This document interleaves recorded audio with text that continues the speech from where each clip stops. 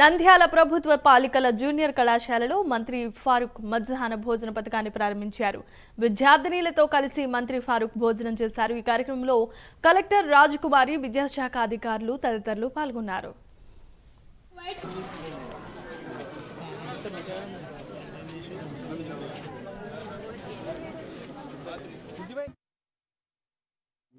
మధ్యాహ్న భోజనం ఎంతమంది తినొచ్చారని అడిగే ఒకటే ప్రశ్న. దాదాపు ఎంతమంది చేతులు ఎత్తినారు?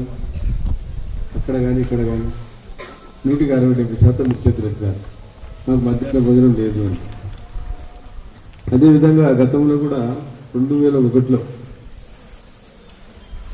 ఇదే టైంకి, ఇంకా లేట్ అయింది బాగా నాకు, మున్సిపల్ హై స్కూల్ అజమాయిషి మున్సిపాలిటీ చూసుకుంటుంది, ప్రభుత్వానికి సంబంధం లేదు.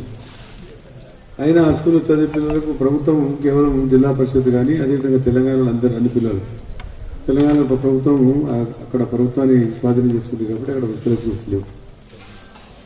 ఇక్కడ ఆంధ్రాలో మనము బ్రిటిష్ కాలంలో బ్రిటిష్ వారి చేతులు ఉన్నాయి కాబట్టి, బ్రిటిష్ పరిపాలన కాబట్టి ఇక్కడ మున్సిపాలిటీస్ ఉన్నాయి. అందువల్ల మనకు ఆ మున్సిపాలిటీ అడ్మాయిషి నా దగ్గర వినేది. అప్పుడు మీరందరూ మధ్యాహ్న భోజనం ఎంతమంది తినొచ్చారని అడిగే ఒకటే ప్రశ్న.